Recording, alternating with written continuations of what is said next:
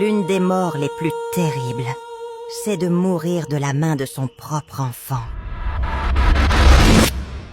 Cette histoire commence le jour où le roi des Watu envoya ses hommes exterminer les écous. Pour sauver son bébé, une mère écou vola la coiffe d'un Watu, car elle savait que les soldats Watu n'épargneraient personne.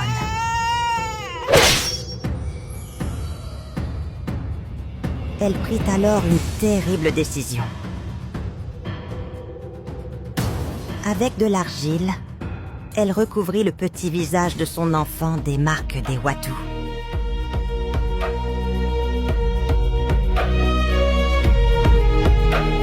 Elle effaça son identité pour sauver sa vie.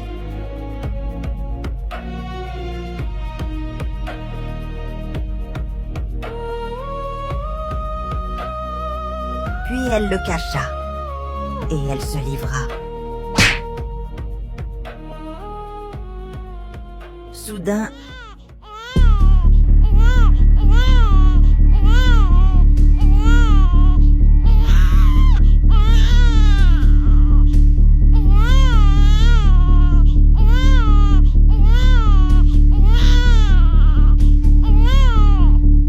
un soldat Watu s'écria.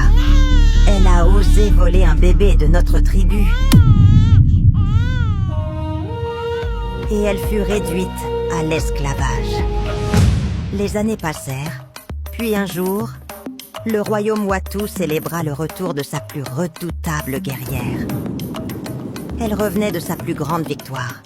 Pour la récompenser, le roi lui accorda un privilège. Elle pouvait demander n'importe quel vœu. Mais avant cela, elle devait choisir un esclave parmi les prisonniers et l'exécuter.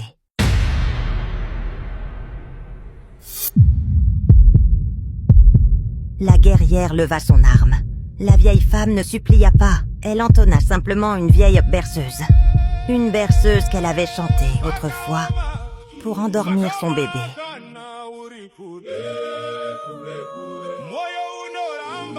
Et soudain, elle se souvint. Cette voix, cette mélodie, ces paroles, c'était sa mère.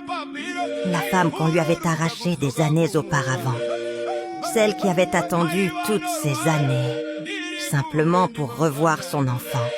La guerrière baissa son arme.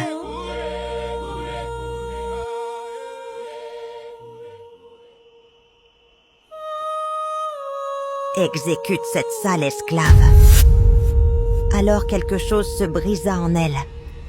Elle s'avança vers le roi et rugit telle une lionne. Puis elle cria son vœu.